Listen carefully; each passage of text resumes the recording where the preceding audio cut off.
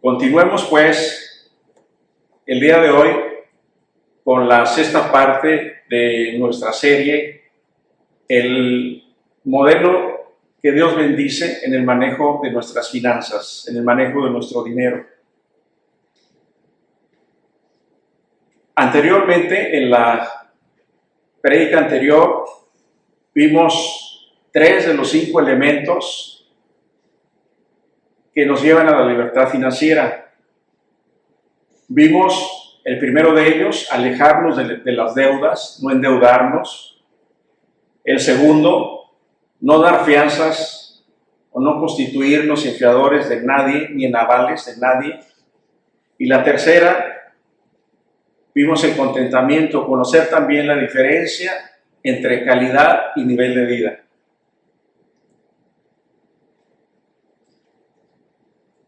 Antes de ir al último principio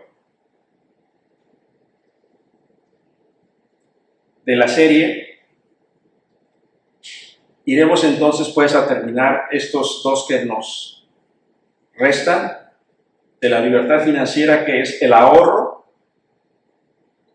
y las sociedades. ¿Qué dice Dios? ¿Qué dice la Biblia acerca de las sociedades? Y bien, el ahorro, hermanos, tiene un fundamento bíblico y tiene un propósito. Y para poder conocer de ello, les invito a que vayamos al libro de Proverbios, Antiguo Testamento, capítulo 21, versículo 5. Salomón dice lo siguiente: Los planes bien pensados y el arduo trabajo llevan a la prosperidad, pero los atajos tomados a la carrera conducen a la pobreza. Aquí en este proverbio, la palabra de Dios nos dice, hermanos, que seamos diligentes.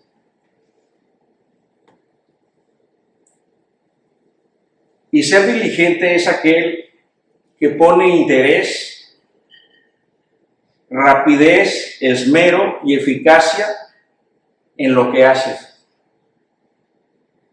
Aquel que se apresura, que hace las cosas en forma impulsiva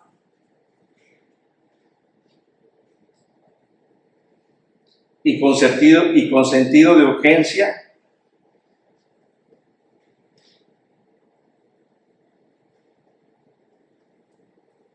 Dios no lo bendice. El que quiere tomar atajos va al fracaso.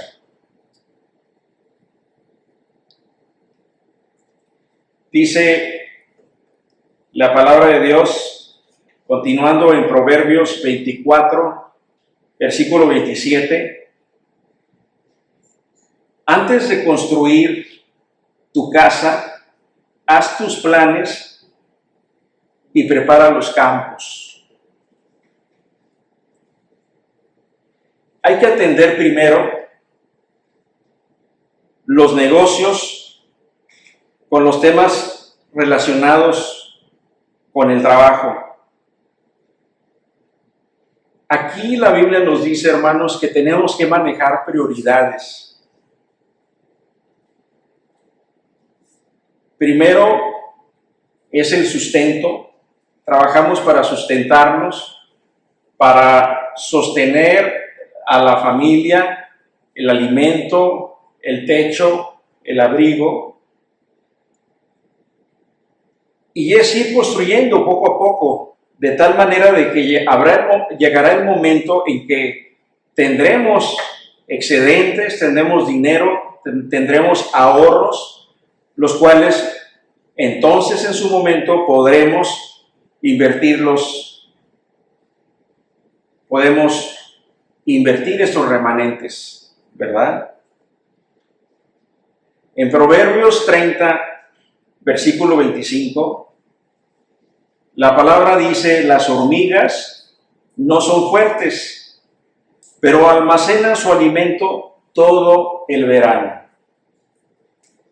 Este ejemplo de las hormigas es muy interesante y muy importante porque nos muestra la importancia de la prevención.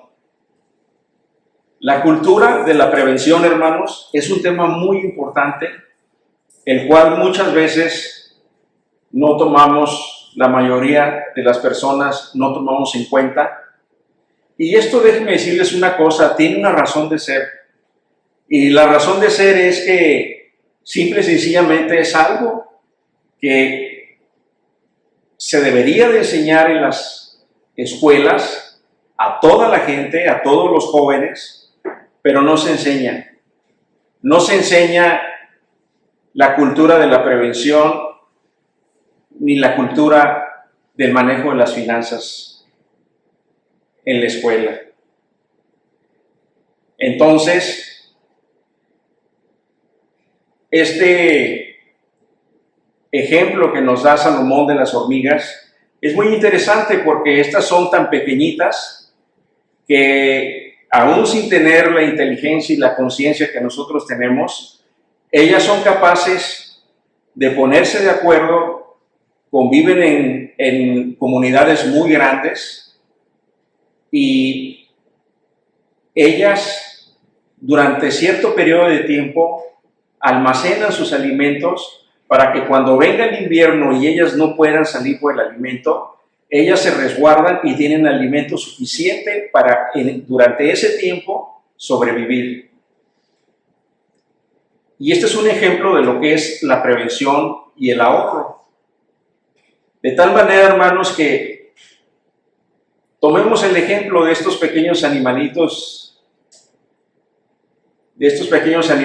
que nos dan una gran enseñanza, porque es bueno que nosotros sigamos este ejemplo para generar remanentes, para generar ahorros, porque no siempre serán tiempos buenos, habrá tiempos difíciles, simplemente lo que estamos viviendo en este momento. Y bien, vayamos al segundo elemento de la libertad financiera, que se refiere a las sociedades en los negocios. Y bien, hermanos, a través de los siguientes pasajes que veremos aquí en la Biblia,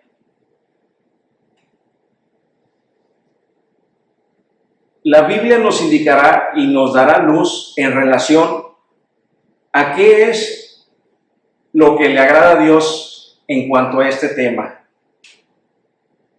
Si nosotros queremos vivir en comunión con nuestro Dios, queremos vivir en santidad y queremos vivir siendo obedientes con Dios, entonces vayamos a conocer qué es lo que dice nuestro Señor en la palabra en relación a este tema, que por cierto es muy controversial y la gente tiene muchas dudas en relación a este tema. ¿Qué hacer en relación a las sociedades? ¿Nos podemos asociar?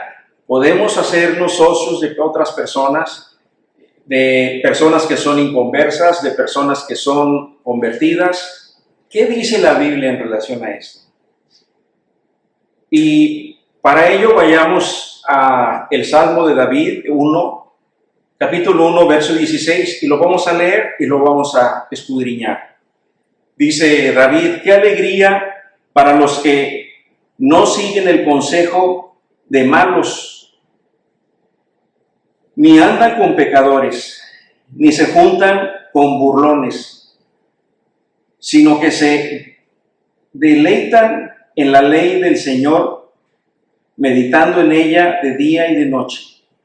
Son como árboles plantados a la orilla del río, que siempre dan fruto en su tiempo.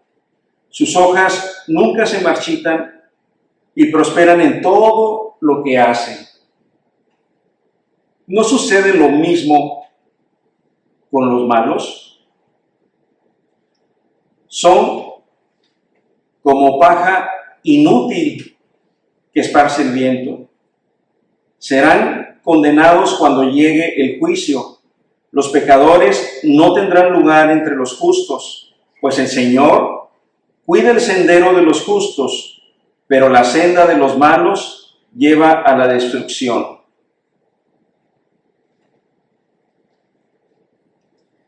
El rey David, en este salmo, nos muestra que hay dos tipos de individuos, dos tipos de personas. Aquellas personas que viven en el Espíritu, que han creído en el Señor, que son justos, que les gusta andar por sus veredas, cumplir con sus mandamientos. Dice que no se sientan en silla de escarnecedores, o sea, de burlones, ni se juntan con los que son del mundo. ¿Y cómo son los que son del mundo? Pues los que tienen demasiado apego al dinero, tanto que pueden ser o pueden llegar a ser ladrones, estafadores, que son personas que no andan conforme la voluntad de Dios, que no son creyentes, que no son discípulos de Cristo. Por lo tanto, la recomendación, hermanos, es a no asociarte. Aquí dice, no nos asociemos con incrédulos, porque si nosotros lo hacemos, aquellos que somos santos, aquellos que caminamos en santificación, que realmente hemos sido o somos convertidos, no podemos asociarnos con personas que no lo son, porque si lo hacemos, Dios no lo bendice. Y es por eso que muchas veces vemos, hermanos, cómo sociedades acaban mal. Y acaban mal porque no se puede juntar la luz con la oscuridad.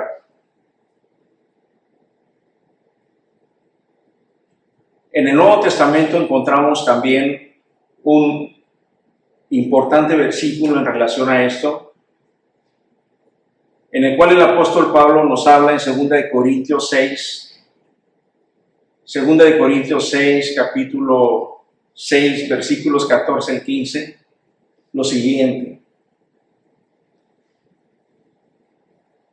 Fíjense bien, él es directo. Dice, no se asocien íntimamente con los que son incrédulos.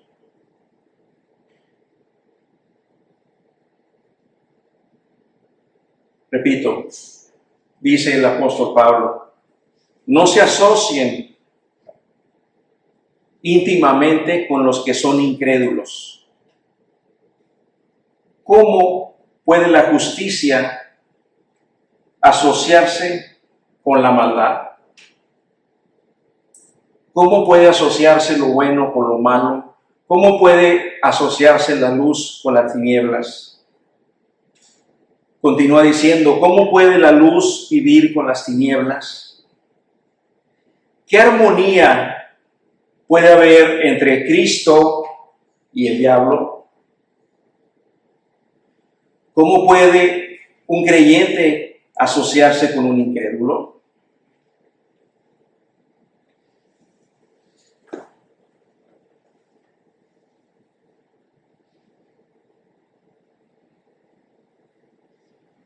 Asociarnos con personas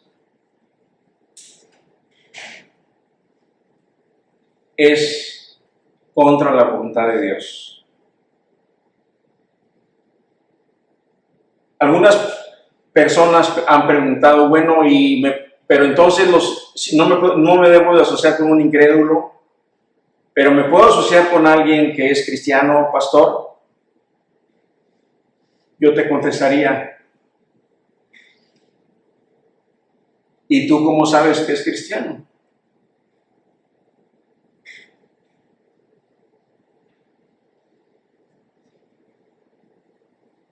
Lo recomendable es no a las sociedades. Hay iglesias que están llenas de cristianos que creen que son cristianos.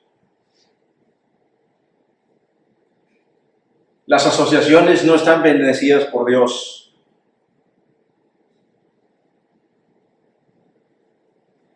Debemos de tener en mente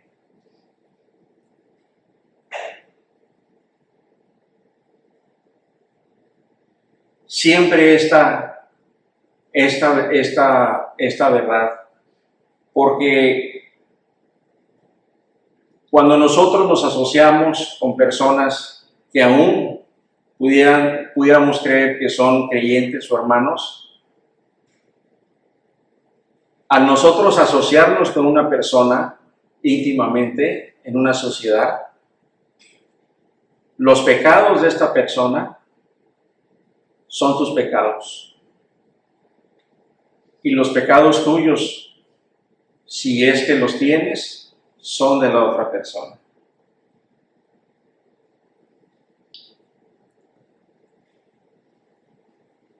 Por tanto, las sociedades son siempre un yugo desigual.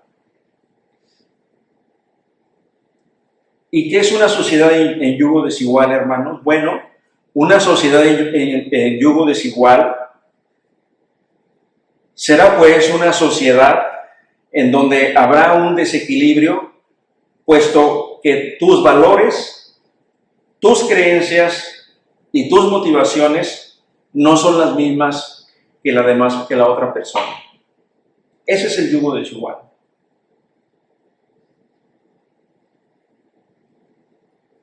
¿Y qué consecuencias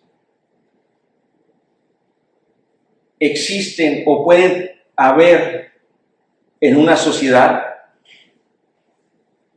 Bueno, una de las consecuencias es la que comentaba hace rato, que el tú asociarte con otra persona, haces tuyo el testimonio de vida de esa persona. Entonces, si es un inconverso, pues es una persona que vive en el mundo. Y si es un cristiano que es cristiano, que va a la iglesia y que vive en pecado permanentemente, que practica el pecado, pues entonces ese testimonio y ese pecado lo haces tuyo.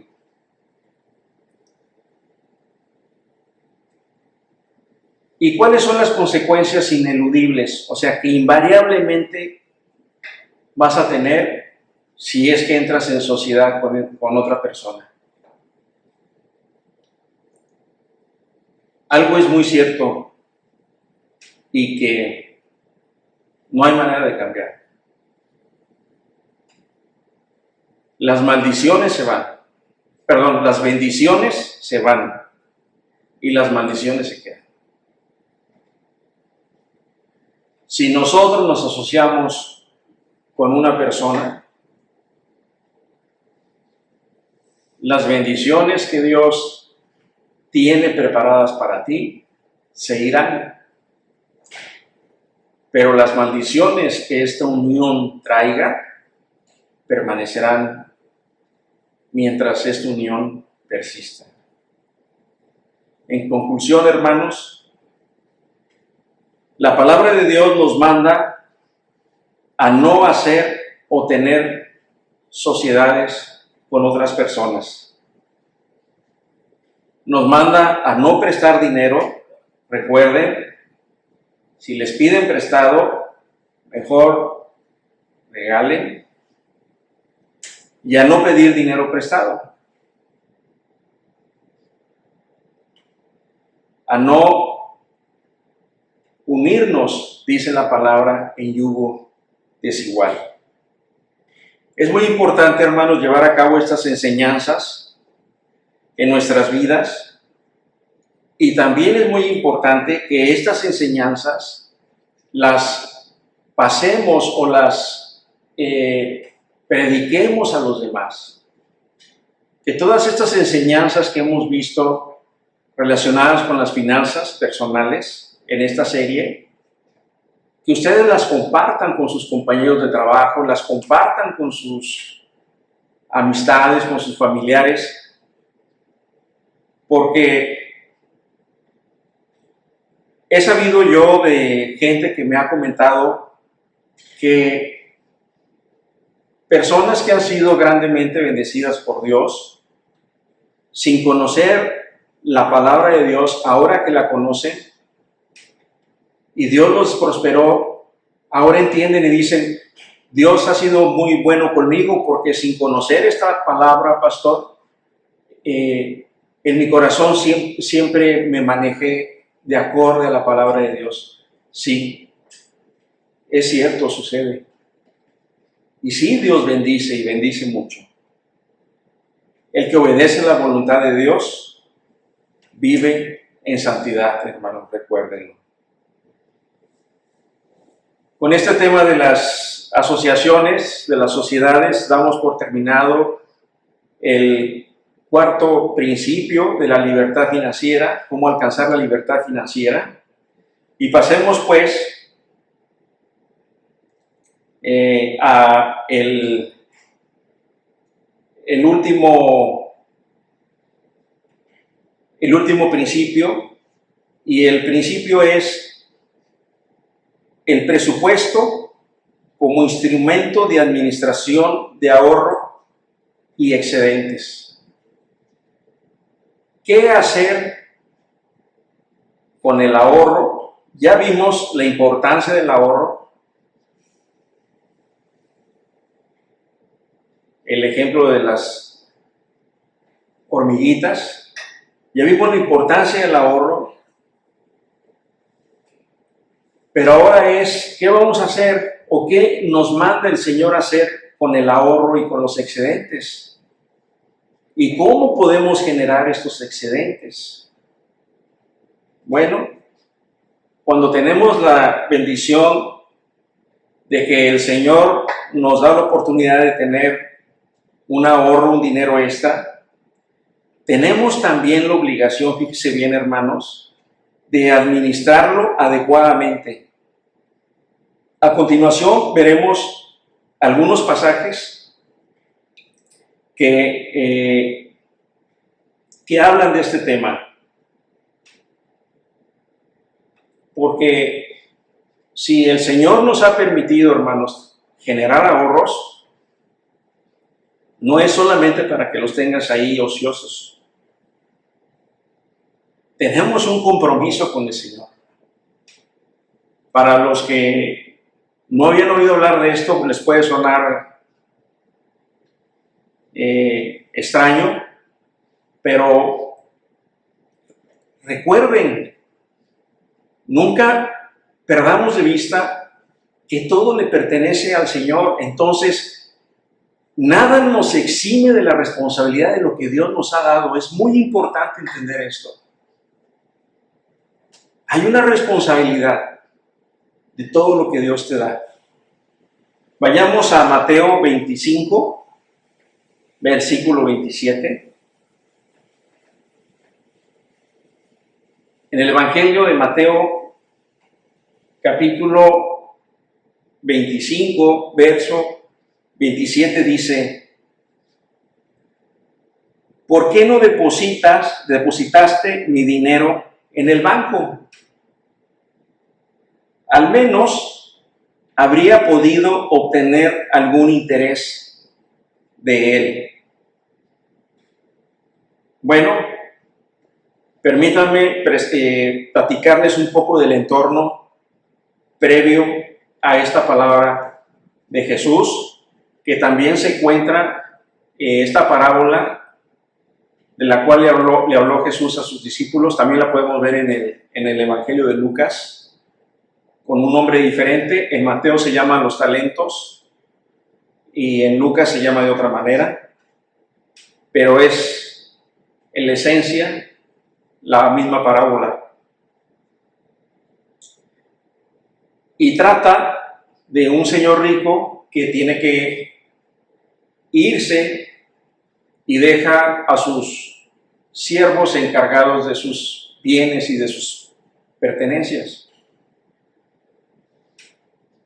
Y la parábola dice que a uno le da 5 talentos, a otro le da 2 talentos, 3 talentos y a otro le da 1 talento. Y el Señor se va y después de ciertos años regresa y pide cuentas. La parábola aquí es que ese Señor, ese dueño de esas cosas, en realidad es Dios, es Jehová, es nuestro Padre Celestial. Al que le dio 5 talentos, le pide cuentas. Bueno, ¿qué hiciste con estos talentos que te di?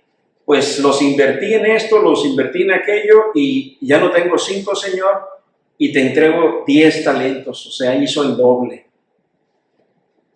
Y el Señor le dice,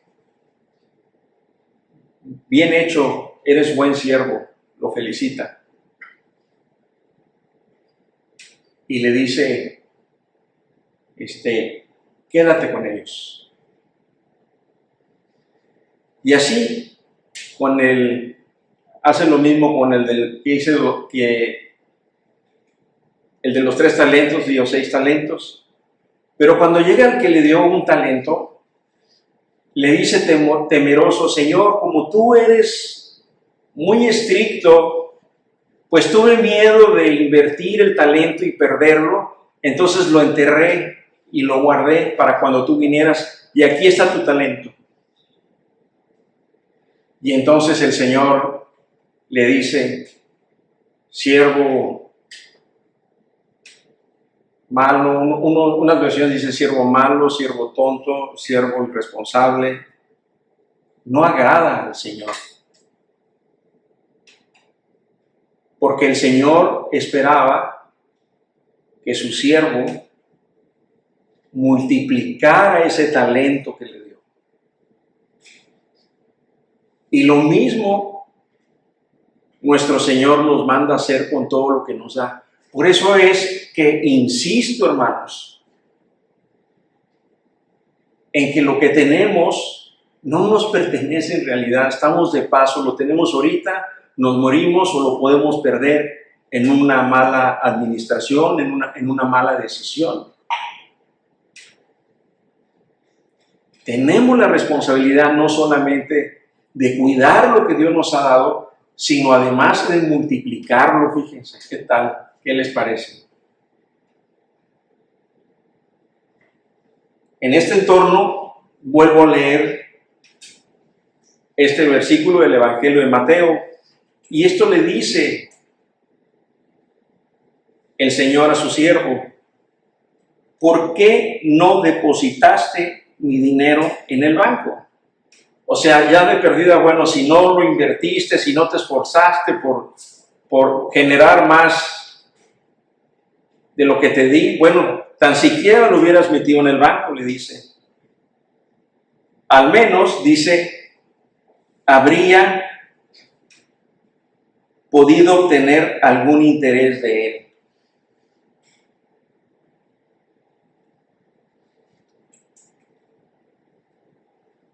Eso es lo que espera el Señor de todo lo que nos da. Nos lo da, o sea, nos bendice. Nosotros debemos reconocerlo con los diezmos y las ofrendas, porque no son nuestros, es de Él. y lo que te queda, lo que tienes capacidad de ahorrar, el Señor te manda a que lo multipliques. No podemos hacer lo que hizo este siervo, temeroso y miedoso de que me sobraron X cantidad de talentos, los guardo y no. Esa no es la voluntad de Dios. La voluntad de Dios es que los multipliques.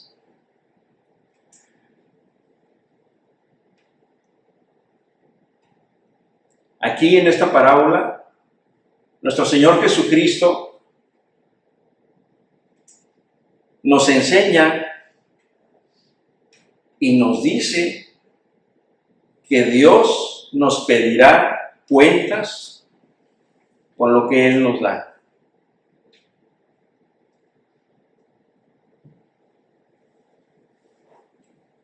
Y aquel que no entregue buenas cuentas no va a salir bien librado, hermanos.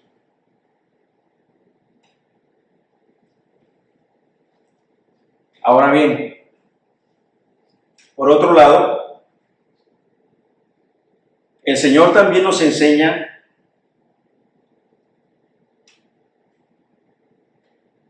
que debemos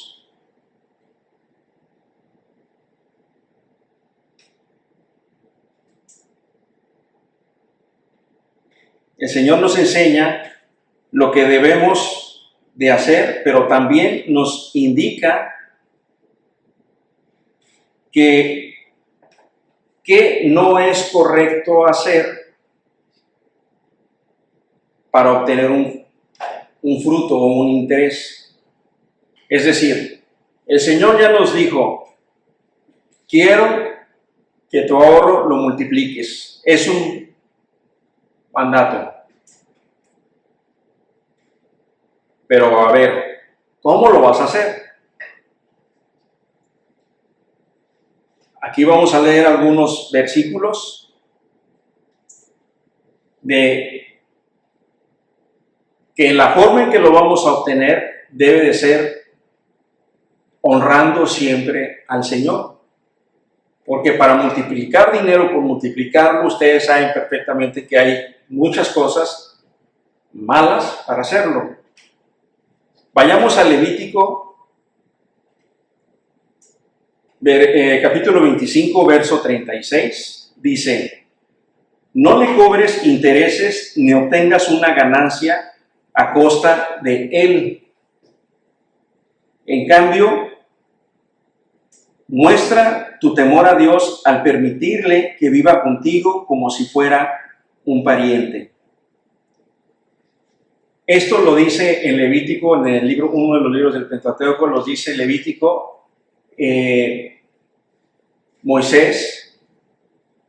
Lo que debemos de hacer, o lo que no debemos de hacer en este caso, no cobrar intereses al hermano que está en desgracia, al hermano que llega y te pide ayuda.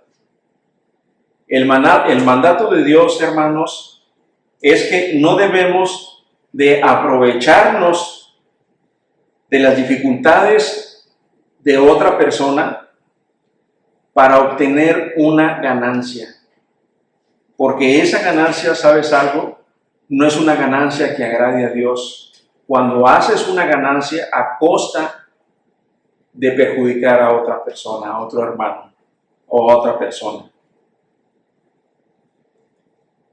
Las ganancias mal habidas no le agradan al Señor.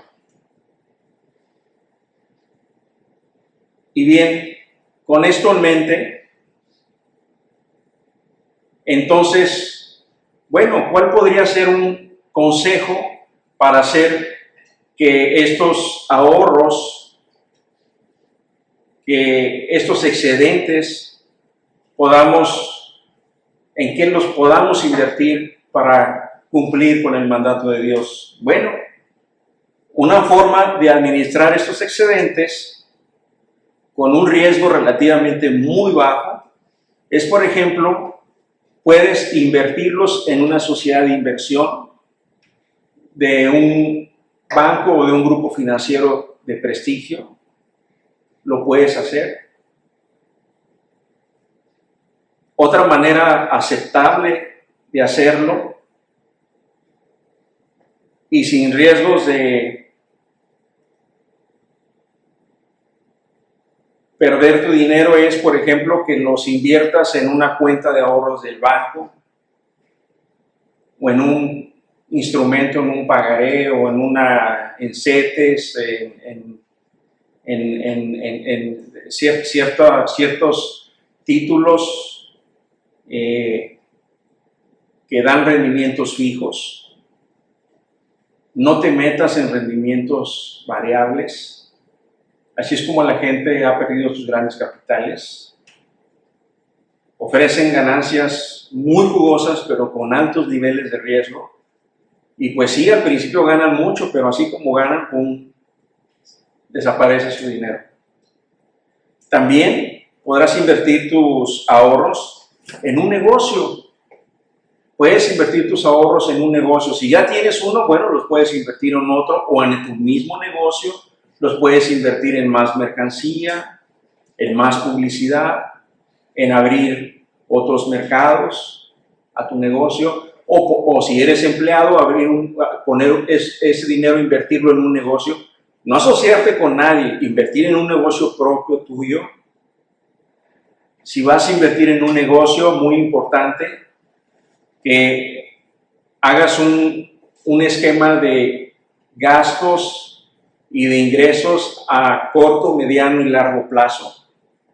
Que midas todos los riesgos, que midas la manera en que vas a entrar y en la que en un momento puedes salirte del negocio y cómo, en qué condiciones.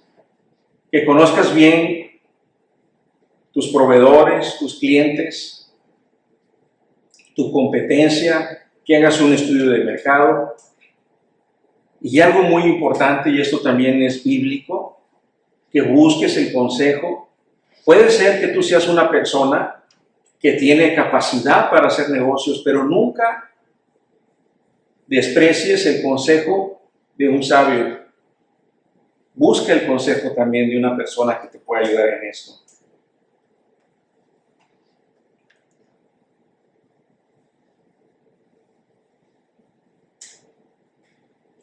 Bien, revisemos también qué dice la palabra de Dios al respecto en Proverbios 14:8.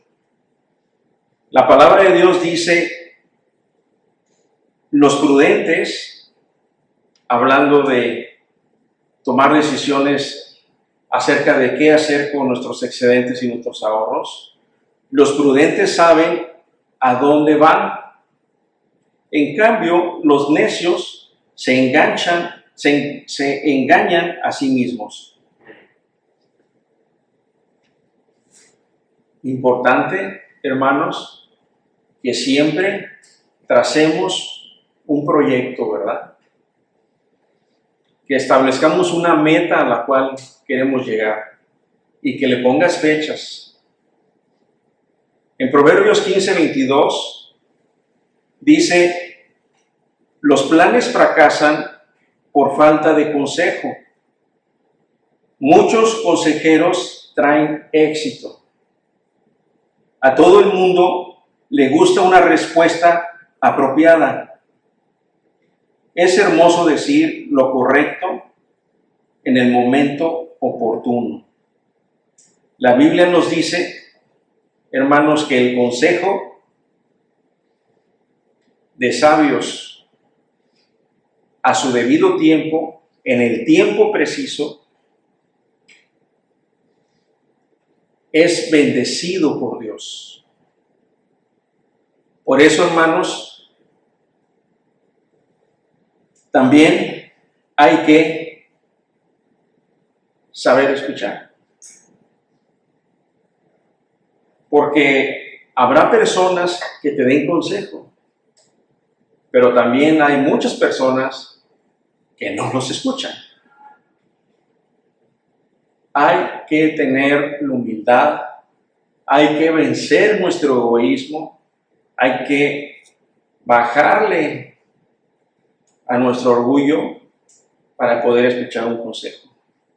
Más si eres de esas personas que cree que todo lo sabe, que todo lo puede. Porque de nada sirve que tengas el consejo de personas muy sabias, pero no los escuches. Y en consecuencia,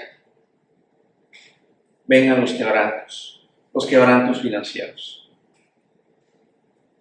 Cuando hacemos las cosas por nuestra cuenta, sin consultar a nadie, generalmente los proyectos fracasan. Es por eso que buscar el consejo siempre será, hermanos, una actitud sabia.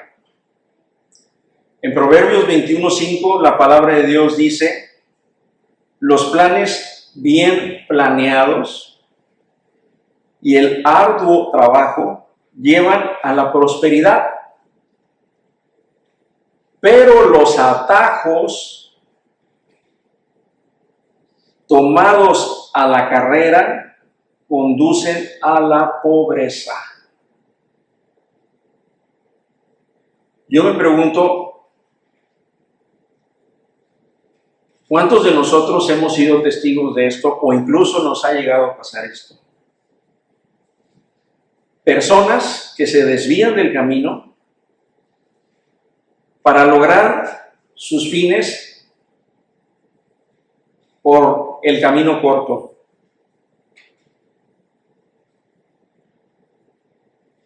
Que hacen lo necesario sin importar que sea esto, para poder llegar más rápido o más fácil a su objetivo.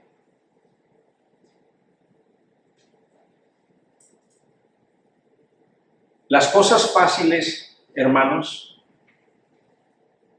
no son buenas. Con esto no estoy diciendo tampoco que solamente Dios bendice para aquellos que se deshacen en el camino. Ni estoy diciendo que tienes que pasar por un periodo bastante arduo, difícil, espinoso, para tener éxito, para lograr tu libertad financiera. No estoy diciendo eso. Lo que estoy diciendo es que hay personas que quieren llegar a la libertad financiera haciendo trampa, no siguiendo el proceso, el camino que es necesario seguir. ¿Cuál es ese camino, te preguntarás? El que Dios ha planeado para ti, hermano, y que está asociado definitivamente con un camino de santidad y de obediencia a Dios. Por tanto, si tú no lo haces, y por hacerte las cosas más fáciles, caerás en pecado. Y aquí dice la Biblia que eso te va a llevar a la pobreza. En Proverbios 24:2 dice: antes de construir tu casa, haz tus planes y prepara los campos. Aquí el rey Salomón nos dice lo que coloquialmente nosotros en nuestra era le podríamos decir: hay que primero aprender a caminar para aprender a correr. Porque si nosotros queremos correr antes de caminar, ¿qué creen? Nos vamos a caer. La Biblia nos enseña en este versículo en particular que existen prioridades, que existe una secuencia de pasos, determinados, específicos, para llegar a un objetivo concreto. Amados hermanos, en nuestra naturaleza caída existe un deseo desordenado por hacer o llevar a cabo nuestros propósitos o nuestros proyectos, no en forma ordenada, sino en la forma en que nosotros lo queremos hacer. Nuestra naturaleza es desordenada. Hay culturas más ordenadas que otras, pero en general, el hombre como género, parte de la consecuencia de la caída es que somos desordenados. Y todos somos tentados en esto. Me refiero a querer correr antes de aprender a caminar. Porque si no fuese de esta manera, no tendría objeto ni importancia la palabra de Dios en la Biblia. Así de sencillo. Si pedimos dirección del Señor, Él nos confirmará sus planes para nosotros por medio del Espíritu Santo. El Espíritu Santo que está en nosotros y que es el Espíritu del Señor guiándonos, redarguyéndonos y indicándonos el camino. No estás solo. Dios está contigo y está en ti. Es importante que seamos prudentes, cautelosos y oportunos en nuestros planes, para no caer en precipitaciones, en las decisiones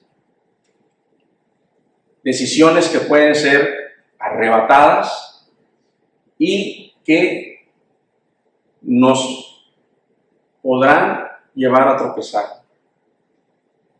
La prudencia es necesaria para no tener escasez, amados hermanos. Debemos primero cubrir nuestras necesidades, después ahorrar y, como dice Salomón, edificar nuestra casa. Las prioridades son importantes. Por último, terminaremos esta serie del modelo que Dios bendice para el manejo adecuado de nuestras finanzas, proveyendo una herramienta práctica, sencilla y, por cierto, muy útil: el presupuesto. En nuestra página de Facebook, Iglesia Sabiduría del Rey, podrán encontrar un formato muy sencillo de el presupuesto. Y este presupuesto, hermanos, es una herramienta muy práctica para que nosotros podamos determinar y estemos conscientes de cuánto ganamos, porque muchas veces no lo estamos, cuánto ganamos, en qué gastamos, y muchos de nosotros, y la gran mayoría, seguramente dice que no es suficiente lo que se gana, y muchas veces ese es el pretexto incluso para no ofrendar. Pero este presupuesto, hermanos, va dirigido a todos ustedes, a todos nosotros, incluyéndome a mí, para aprender a manejar ya en términos prácticos nuestras finanzas conforme a la voluntad de Dios. Y antes de terminar, les explico brevemente y rápidamente este esquema, donde en la parte central hay un cuadrito arriba que dice mis ingresos mensuales. Ahí ustedes tienen que poner cuánto es lo que ustedes ganan. Si tú tienes un negocio, esto es algo en lo que se enreda mucha gente. Si tú tienes un negocio, tú tienes que tener entonces dos presupuestos. El presupuesto de tu negocio por los gastos propios de tu negocio y ponerte un sueldo. Y con ese sueldo hacer tu presupuesto. Si es tu caso. Si tú obtienes ingresos de otra manera porque eres asalariado, en fin, ahí vas a poner donde dice mis ingresos mensuales, vas a poner cuánto es lo que ganas. Después tenemos una columna que dice menos mis impuestos, lo que te deducen por retenciones o por pago de seguros o lo que aplique dependiendo del país en donde te encuentres. Y luego dice menos mi dar a Dios, no mirar, mi dar a Dios. Ahí vas a poner tu diezmo y tu ofrenda, el 10%. Y te va a dar un neto. Entonces, fíjense, es lo que ganamos. Cumplimos con nuestras obligaciones con el gobierno, con el Estado, con el César, y al César lo que es del César, como dice la palabra, y a Dios lo que es de Dios, y le damos el diezmo a Dios, y eso nos deja el neto. Y entonces pasamos a la tabla que está abajo, donde dice el formato de presupuesto. Y tenemos básicamente, para efectos prácticos, 3 columnas. La primera de ellas dice los tipos o categorías del gasto, entonces ahí viene cuánto gastas de vivienda, de comida, de transporte, de ropa. Ahí vas a poner las cantidades según lo que tú crees que vas a gastar este mes. Empieza con este mes que viene. Y entonces ahí dice presupuesto 1 y ahí vas a poner todo lo que tú piensas que vas a gastar. Y en la tercera columna dice gasto real. Y ahí vas a ir apuntando, vas a ir llevando un control de todos tus gastos reales. Uno es tu objetivo, lo que tú crees, y la segunda columna. Y la tercera columna es lo real, lo que fue. Y tú vas a hacer esa comparación cuando termine el mes. Y ahí te vas a dar cuenta, hermano, cómo estás administrando tu dinero. Y esto te va a permitir que puedas visualizar qué gastos o en qué estás gastando de más que te permitan hacer que tu dinero rinda, que te permitan generar ahorro. Y luego tienes otra columna que dice presupuesto 2 y así le vas a hacer el segundo mes, ya con una idea y un esquema más práctico de lo que sucedió. Vas a ajustar tu presupuesto y también vas a repetir la operación del primer mes de ir apuntando tus gastos reales. Y así lo vas a hacer mes con mes, y te va a llevar este ejercicio, hermanos, a ir entendiendo, comprendiendo y conociendo tus finanzas. Y te va a llevar invariablemente esto a un punto en donde planees tu gasto, seas ordenado, cumplas con tu diezmo, Dios te bendiga y tengas excedentes, tengas ahorros y que esos ahorros los puedas invertir.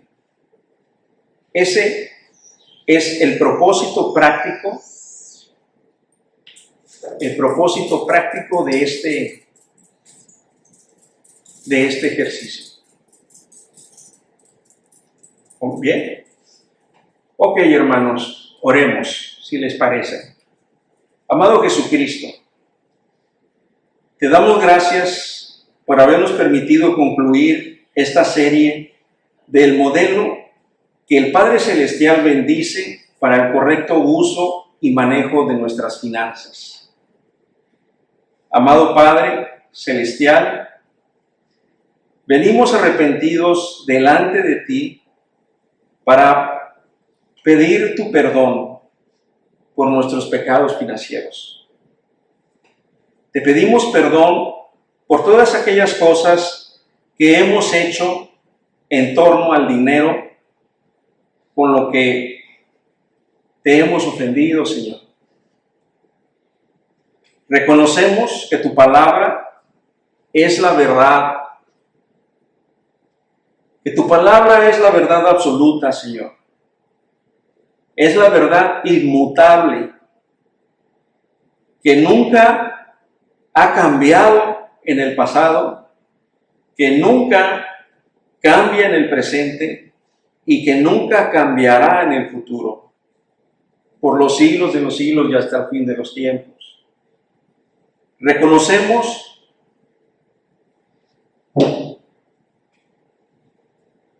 que tu amado Hijo Jesucristo es nuestro Dios. Te pedimos que por medio del Espíritu Santo que mora en nosotros, nos guíe para obedecer tus mandatos, Señor, sabiendo que tu bendición, tu abundancia y tu provisión estará siempre en nosotros. Te lo pedimos en el nombre de Cristo, nuestro amado Dios, Rey y Salvador. Amén. Hermanos, gracias. Que el Señor les bendiga.